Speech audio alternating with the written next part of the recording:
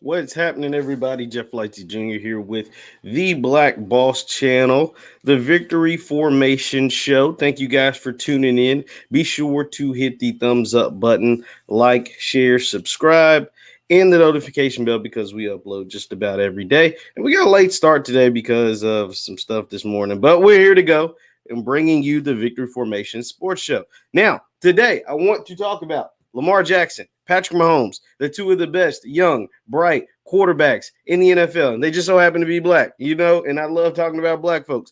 And just to show you some numbers that may actually surprise you about these guys' game. Now, we know Lamar Jackson gets a lot of heat, right? Like Lamar Jackson has accomplished more in his first 3 full years starting than most guys will ever accomplish in their NFL careers, right? Like, so that's why he in his play, the way he plays the game is just totally different than most we've ever seen before. I mean, we saw Vic kind of light it up this way, but nobody really plays the game like Lamar Jackson. Like nobody really takes into account how the man really is able to dominate this game and how he has won an MVP, how he was taking the last pick in the first round, and he's literally better than probably all of those guys taken before him, right? Like the only one that's comparable is Josh Allen, and people are hyping up Josh Allen, but he's only done it for 1 year. Lamar has at least done it for 2 and has actually won a league MVP and has actually won a playoff game and has actually,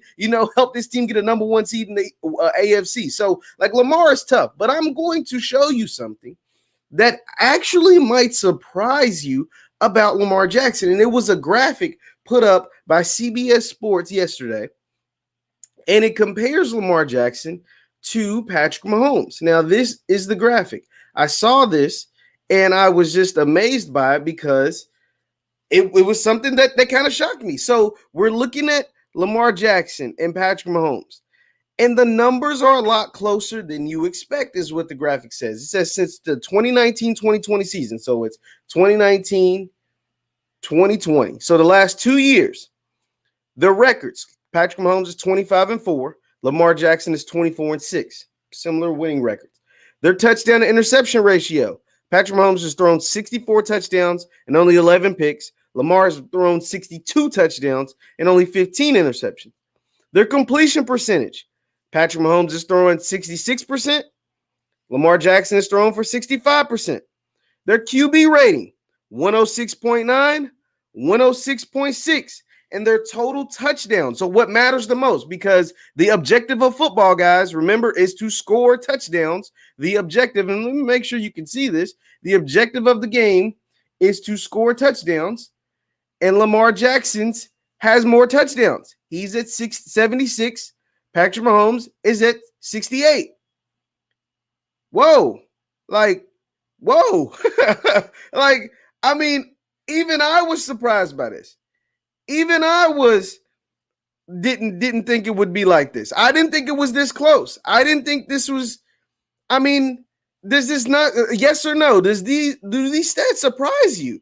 Yes or no in the chat. Do these stats surprise you how close Patrick Mahomes, who was regarded as the undisputed best quarterback in the entire NFL, the undisputed best quarterback, best young quarterback, and best quarterback overall in the entire NFL, and how closely his stats similar. Lamar Jackson, someone who a lot of people think is still trying to figure the quarterback position out. So someone who a lot of people don't believe is elite. Someone who a lot of people says has a lot to work on, which I can agree.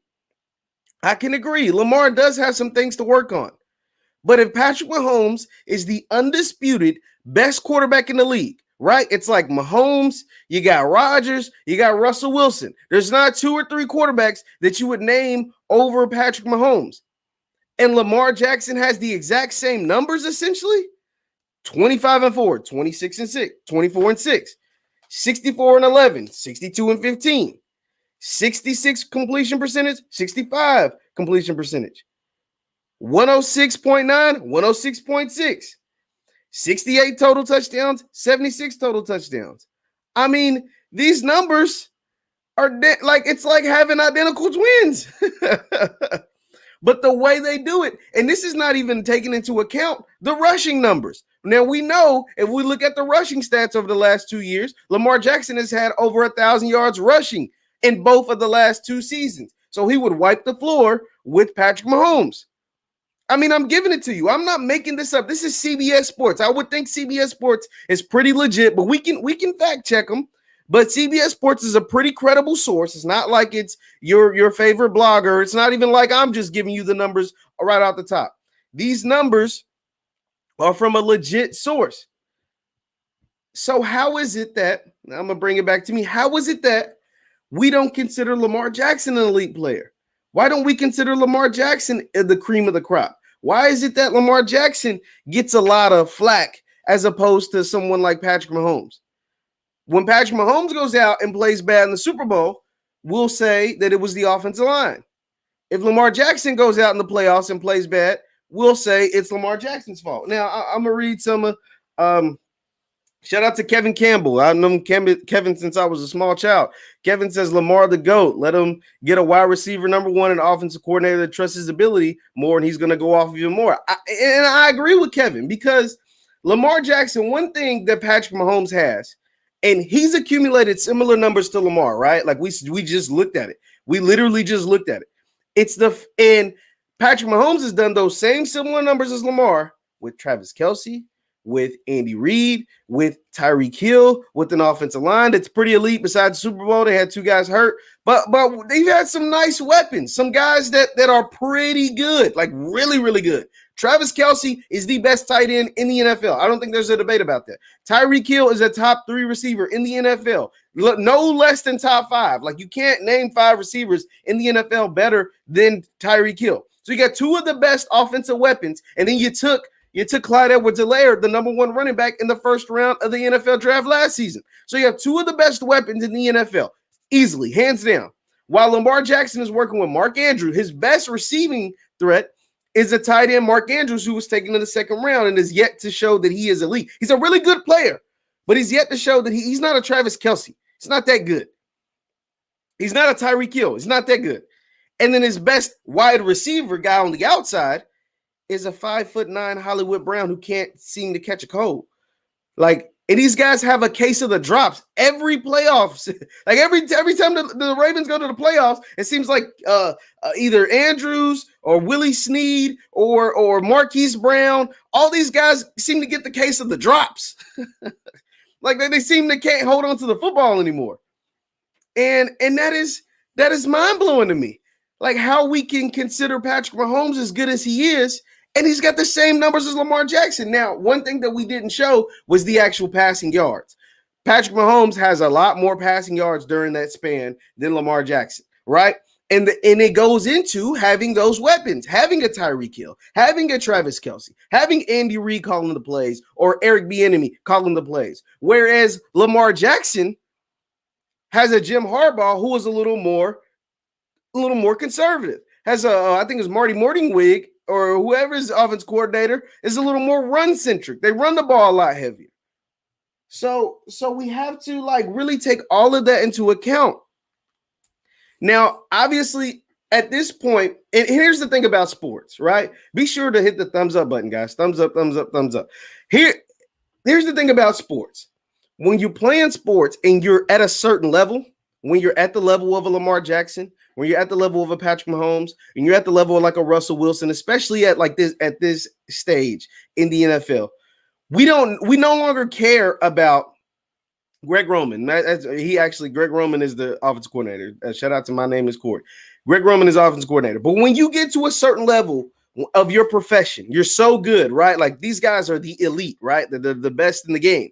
We no longer care about regular season stats. Like, unfortunately, whether right or wrong, we no longer care what you do in the regular season.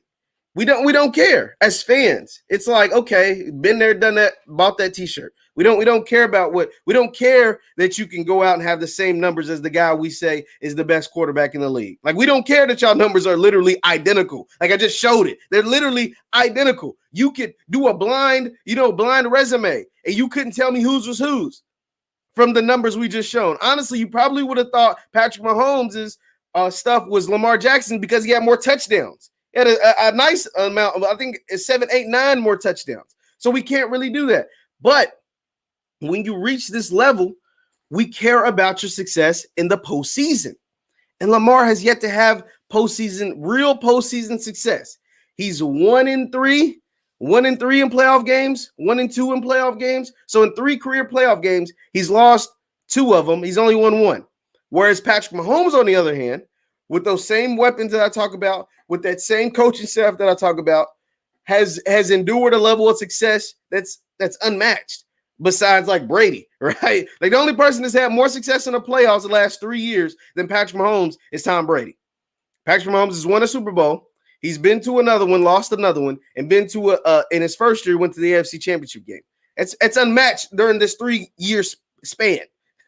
During the same 3-year span, nobody else has done that besides Sir Tom Brady.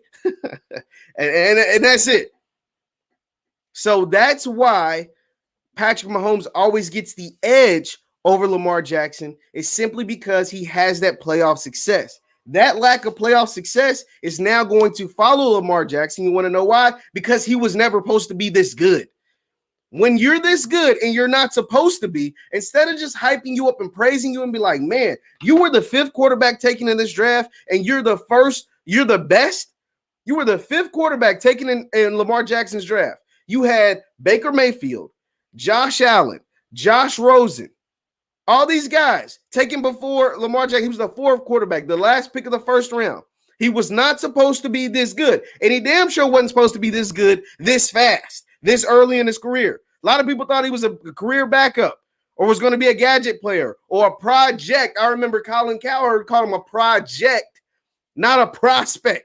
The man won a Heisman, had the best seasons in Louisville football history. I know a lot of people don't watch ACC football, right? Like I know you're the big dogs unless you're Clemson or watching SEC.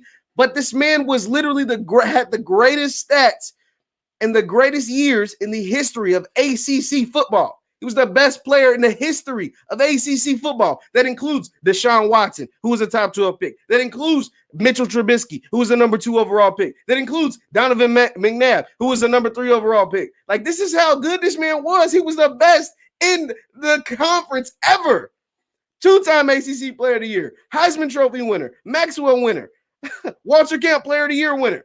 Like, this man was amazing. Literally made dudes look slow. The fastest man in college football made him look slow, made him look incompetent. And Louisville's program hasn't been the same since he left. Trust me, I know, I'm a Louisville fan. We have not been the same since that special talent left. And that's what happens to a lot of programs. Unless you get another one to replace them in college football, like you're Alabama or you're Clemson, you just have these special factories. When you get a player like Lamar and he leaves your college program, it's going to take you a while to get back. Ask Auburn. Auburn ain't been the same since Cam left. Ask Louisville. They ain't been the same since Lamar left. Ask a lot of these big-time programs. Virginia Tech's been really good. They ain't been as good since Vic left. Like, it's just the truth. And when you have a special talent in your building, especially when you don't get guys like that very often. Louisville gets a lot of good football players. They don't get Lamar Jacksons ever. They don't ever get those guys. That's like getting a Triple Crown winner in the horse racing industry. You don't come across those guys too often. And they had them a thoroughbred, a Triple Crown winner. And he's winning. And guess all he's done in the league is literally put up the same stats as the undisputed best quarterback in the league. And he doesn't get the same praise. Why is that? Why is that? Why don't he get the same? Why doesn't he get the same praise? It's crazy. It's so crazy to think about. Be sure, like I said, hit the thumbs up button, like, share, subscribe. We're talking Lamar Jackson. We're talking Patrick Mahomes. We're talking why is it that Lamar doesn't get the same love as Patrick Mahomes. And I want to tell you it's because he hasn't had that same playoff success. Like I said, we could go cross sports anytime that we finally admit, okay, you are good. Like you're better than good. You're elite. You are the elite of the elite. Now I need you to win some games. Now I need you to win a championship. Now I need you to have postseason success. And Lamar has yet to find that postseason success. Okay. So, 1 in a million, Bree, 1 in a million. So moving on to Dak Prescott and Russell Wilson. So I really love how the NFL players or the quarterbacks, and not even just the quarterbacks, like these quarterbacks, like these top dogs, Russell Wilson, Deshaun Watson, Dak Prescott. Well, I don't know if Dak's in that category, but Russell Wilson and Deshaun Watson especially. These guys are now taking the power into their own hands. And they're taking a page out of the NFL's book of guys, because the guys have been doing this. Even in the NFL, they've been doing it. But quarterbacks really haven't done this to a great extent, not to the extent that we're seeing right now. And they're taking a page out of the NBA book because we see NBA players do this all the time, right? Like we credit LeBron James for player mobility because before him, you would see free agents signing with different teams, right, for money, but they wouldn't always take less money to sign with a team to try to win a championship. And now we're starting to see that in the NFL. If the quarterbacks, especially the elite quarterbacks, aren't getting what they want, they're voicing their opinion, they're making their opinion known, and they want to make it happen. Like, hey, you guys don't respect me, I'm going to put myself out there. And we're kind of seeing that with Russell Wilson. Now, Russell Wilson has not demanded a trade. It has been reported very widely that he has not demanded a trade from Seattle. But he has challenged Seattle to, one, get him better help on the offensive line, and for two, if they were to trade him, he gave them 4 teams that he'd go to. He said the Raiders, the Saints, the Bears, and the Cowboys. Now, that last team is very, very interesting. Here's why the Cowboys is so interesting. It's super interesting why Russell Wilson wanting to play for the Cowboys.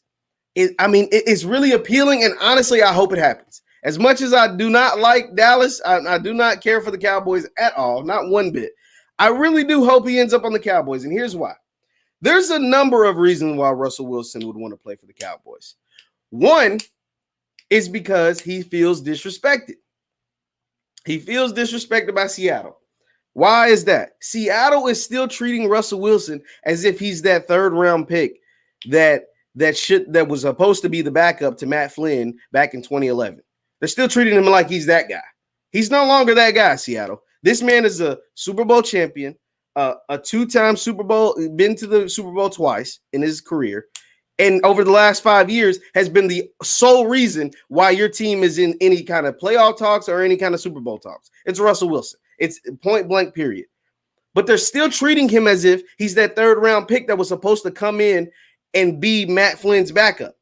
But that 3rd-round pick came in and won the starting job as a rookie, 3rd-round pick, when they paid a man $10 million at the time, which was a lot of money for a guy who had never really been a full-time starter. Paid him $10 million to be the starter in Seattle, but Russell Wilson was so good they had to start him because he was the best player. And they're still treating him like that. All he said was, guys, I want some say in personnel. I want some say in who gets added to the roster. I am the franchise quarterback. I am the best player on the team. I am the reason why our team's any good. Like, I am the reason why we have any kind of success. It's not the defense anymore. The defense is horrible. You guys went out and got Jamal Adams. He's a good player, but the defense is horrible.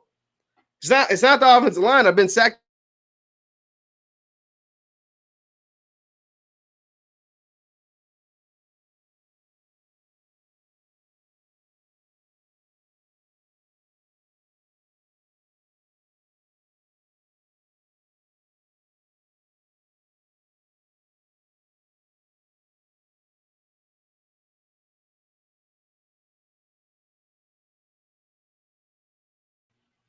Yeah. So, we had some Wi-Fi issues.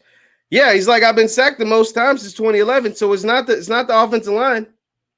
So why wouldn't he want to go to Dallas? What does Dallas have? Dallas has literally everything that a quarterback's dream. They have a good running back.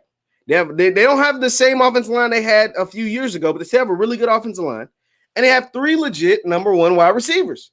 And Dallas has a top 10 pick that they can trade and a quarterback that they can trade. They can send Seattle Dak Prescott.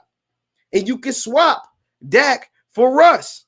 And if that is a play Jerry Jones can make, I'm sure he is going to try to make it. Jerry Jones is a deal maker. Jerry Jones is someone who makes deals, who tries to improve his team. You would think would try to improve his team, and more than anything, wants to improve the notoriety of his team. He wants to let everybody know that this guy's a Dallas Cowboy.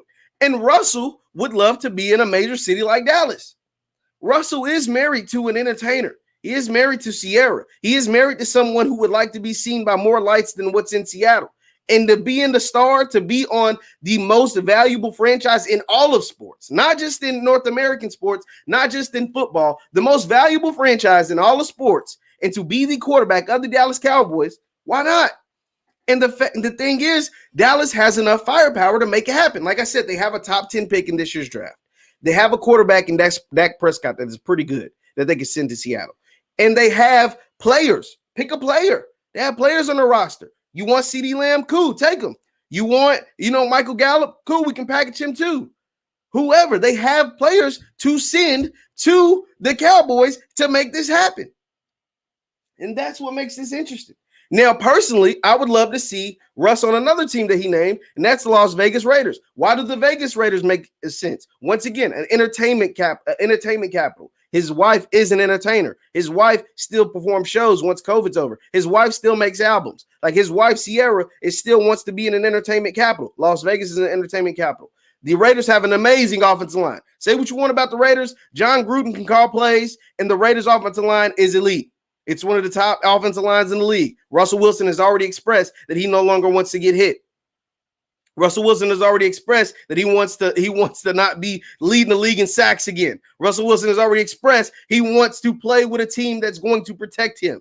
That's what the Raiders have. They have all that to offer. Now, the thing is, they don't have the draft capital. They don't have the leverage. They don't have these kind of things to give Seattle as Dallas. Dallas has the most firepower. Dallas has the most to offer. And that's why it makes a lot of sense for him to go to Dallas. Now, what I'm saying, who this hurts the most, it hurts Dak Prescott the most. Because you guys got to think, Dak Prescott is not under contract. Dak Prescott is still trying to get a deal. Dak Prescott thought he was going to be able to play hardball with the Cowboys and really leverage himself being a free agent to not get tagged and to get a long-term deal. Well, if this Russell Wilson play is now an option, Dallas can tag Dak, package him with that number 9 pick, and maybe potentially another player or another future first-round pick, and ship him to Seattle and bring back a better quarterback for a cheaper deal. Think about it. Russell Wilson's already under contract, and his current contract is a lot cheaper than what Dak's would be, because Dak's not signing for under $38 million a year. Dak's not signing for he probably wants it closer to the 40 range. And you get a better player because nobody is going to argue that Dak Prescott is better than Russell Wilson. So you're going to get a better player and Russell Wilson. And you're going to get a better player, better quarterback, and on a cheaper deal. So if you don't think Jerry is exploring trading Russell Wilson, these reports aren't just coming out of nowhere. Where there's smoke, there is fire. And so if you think that Jerry Jones isn't considering pulling the trigger, trying to bring Russell Wilson to Dallas and getting a legit legit elite quarterback, not a legit quarterback as Dak is a legit quarterback, but an elite quarterback. And that's going to easily win you the division. Easily. The Dallas Cowboys, not only are they going to be the favorites, they're going to easily win the division, the NFC East, against Jalen Hurts and Daniel Jones and Taylor Heineke in Washington. Like, he's easily the best quarterback. He's easily going to win the division. But Dallas would legit become a Super Bowl contender if they went out and got Russell Wilson. A Super Bowl contender. The same is not the said if they bring back Dak. It's not the same. Easily a Super Bowl contender if you go out and get Russell Wilson. With that protection from that offensive line, I believe you can get Zeke back rolling. He'll be back in shape. Easily a Super Bowl contender. Easily. I have no doubt in my mind. So that's why that is something to watch out for. Russell Wilson to Dallas. And it's funny because Michael Irvin, the Hall of Famer, the 3-time Super Bowl champion, the Dallas Cowboy legend, came out and said Russell wants Dak's spotlight. Because here's the thing about NFL players or just big time football players anyway. You want to hate me if they hear. Yeah, you're right, Tyler. I probably will hate you and CJ and my Uncle Dwayne and Ollie and my mom and all these people that love Dallas, that love the Cowboys. That you guys would get pretty annoying if you ended up getting Russell Wilson. And here's the thing. So Mike Irvin made a interesting statement. He said that Russell Wilson wants Dak's spot, right? He said Russell Wilson wants Dak's spot. And for the longest, Russell Wilson has been in the NFL 9 years. He's going into his 10th year. He's always been really humble right? Like super, super humble, super, super like by the book, whatever the organization wants him to do, do it, everything, not stay out of trouble, all of these things, super, super humble. QB talk. They call it QB speech when he speaks because he never says anything out of line. And for the first time in his 9-year career, 10-year career, he finally said something that was interesting, that was like newsworthy, that has got people like me and other folks in the media talking. And that is when he listed through his agent. Wasn't like a source. His exact agent came out and said, Russell's not demanding a trade, but if Seattle wants to trade him, here's the 4 teams that he'd play for. And he has a no trade clause. So if you decide to try to trade him somewhere besides these 4 teams, he's just going to deny it. So it's not going to happen. And so when Michael Irvin said Russell Wilson wants Dak's spot, to me, and with Russell also putting out that statement of 4 teams he played for, he's like, man, I'm tired of being humble. There's no more being humble. There's no more being humble for Russell Wilson. He's like, dog, I have been humble my entire career. I've done nothing but be diligent to this league, to this organization, and all I get is a slap in the face. They don't want to consult me on what they're doing, on the moves they're making. So guess what? I'm going to play my trump card. I'm going to put out these 4 teams and let it be known, if these 4 teams want to try to come get me, guess what? You can have me. I'll go there. I'll go play with you. And here's why. Because Russell Wilson has gotten to the stage of his career where he's like, dog, y'all need me more than I need you. You drop Russell Wilson. There's 32 teams in the NFL. You can drop Russell Wilson on damn near any of the 32 teams in the league, and they instantly get better. Instantly. If Seattle loses Russell Wilson, whether they trade him and they don't get a guy like Dak in return, or they try to draft somebody to replace him, they're begging to God that they can find another Russell Wilson. And then 9 times out of 10, they're not going to. They're not going to find another Russell Wilson. And so Russell knows this. You know what I'm saying? He knows he's been in the league too long now. He's been too great. He's been at the pinnacle of this league for too long. And so he's no longer being humble. He's like, dog, forget being humble. Now I'm going to take my career into my hands. I'm going to make things happen and say things that I wouldn't have said 5 years ago, that I wouldn't have said 6 years ago, that I wouldn't have said 3 years ago. And I'm not being humble no more. And I think a lot of the quarterbacks in the league, especially the black ones, especially the black quarterbacks, they seem to be taking this approach. No more being humble, man. No more just sitting back and letting folks tell me what I can and can't do, tell me what I can and can't say. If y'all going to disrespect me, then I'm going to do what I want to do and say what I want to say and move how I want to move. If you don't act accordingly, I won't act accordingly. I'm tired of being humble. Like, I'm tired of just doing whatever, being a yes man, being a company man. All I ask, I'm doing that. Cool. I'm cool with doing that. But all I ask in return is to give me a little say on personnel decisions, to give me a little heads up when you're about to make something happen, when you cut somebody, when you trade somebody. You don't have to run everything through me. I'm not the organization. I'm not the GM. I'm not the head coach. But I'd like a little say, at least on the offensive side of the ball. And folks are disrespecting them and not giving them that. So guess what? Now I'm going to put it out there. There's 4 teams that I go to. There's 4 teams that I'd pick up over this team. Like, come on, man. Come on. Like it seems to be like, you know who else got tired of being humble? Tom Brady.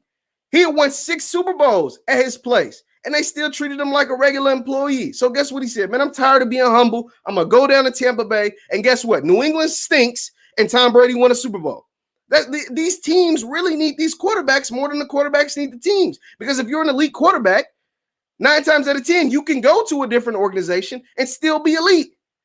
Tom Brady said, man, I'm tired of being humble. New England, I've won 6 Super Bowls here, and y'all still treating me like dog crap. Guess what? I'm going to move on to Tampa Bay and make it happen.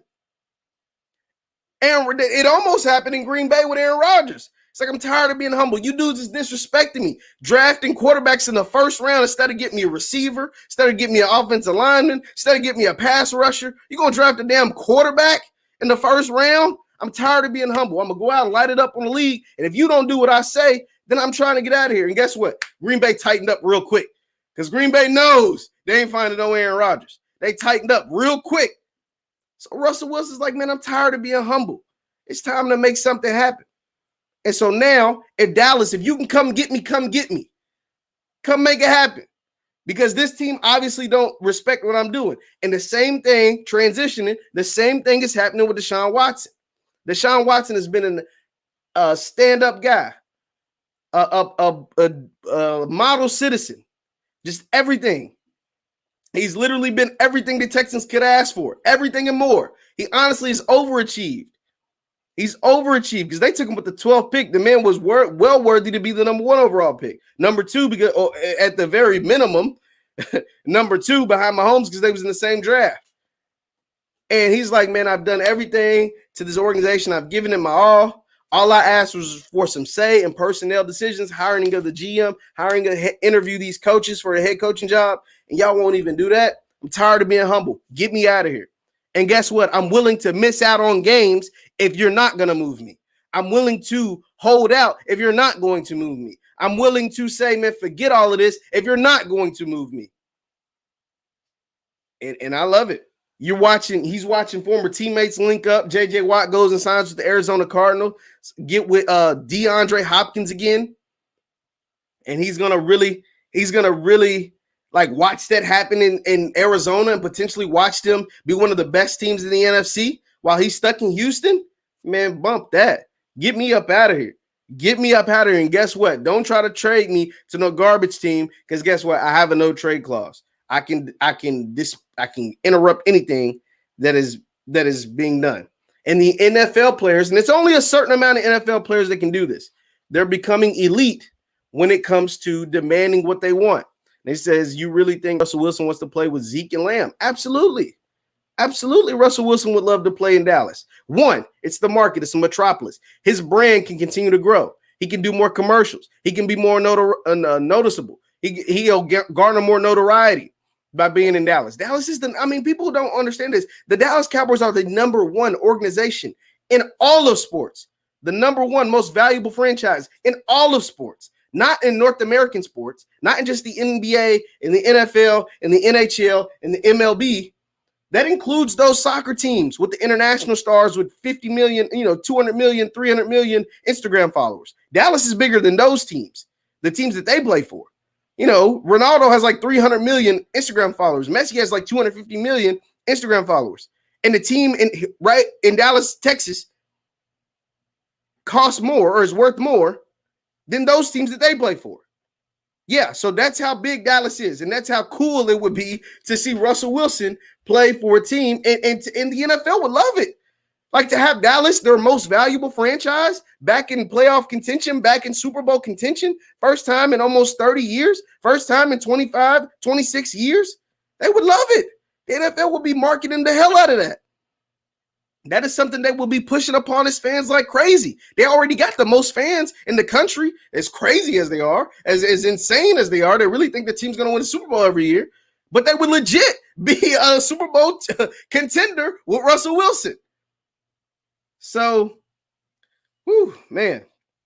But the NFL players are now becoming, certain NFL players, especially the quarterbacks, are becoming the superstars and really showing their leverage, showing their hand. Look, man, Russell Wilson, Deshaun Watson, if you don't respect me, cool. Don't respect me. Get me up out of here then. If you don't want to hear what I got to say, cool. I will put out a list via my agent of teams that I believe will respect me and will have to hear what I got to say. And that's beautiful. The danger behind that is that the NFL isn't like the NBA. The NFL owners don't like to give their players this much power. The NFL is a league that will create rules to try to prevent this from happening. That's the scary part. That is the scary part. The NFL will try to create certain rules to prevent guys like Russell Wilson putting out names of teams that they want to play for. Or guys like Dak Prescott, guys like, what's the man's name? Deshaun Watson, from demanding trades and holding out games. There's only so much you can do, but that is what the NFL's like. And they don't like their guys, bucking the system. They don't like that. That ain't their style. NBA, hey, it's a free-for-all. It is what it is. But the NFL does not like guys bucking the system. Be sure to hit the thumbs up button, like, share, subscribe. And so I'm going to circle back to my original topic, and then we'll get out of here, guys. Lamar Jackson versus Patrick Mahomes. Now, Lamar Jackson, literally, and I'm going to show it one more time because it was pretty mind-blowing how close these guys' numbers were. It was Lamar Jackson versus Patrick Mahomes. Let me go. This is my Facebook chat, but it was a thing that I reposted yesterday. And like I said, it's something that most people probably didn't know. How good Lamar Jackson has been since he entered the NFL. Look at his numbers compared to Patrick Mahomes. Lamar Jackson. Patrick Mahomes is 25-4. Lamar Jackson is 24-6. Patrick Mahomes' touchdown interception ratio is 64-11. Lamar Jackson's is 62-15. Completion percentage. Patrick Mahomes is a 66.1. Lamar Jackson 65.3. QB rating is 106.9 for Patrick Mahomes, 106.6 for Lamar Jackson. 68 total touchdowns for Pat Mahomes, 76 total touchdowns for Lamar Jackson. And at the end of the day, because those stats are, mind-blowing how good they are, how close they are. At the end of the day, it comes down to playoff success.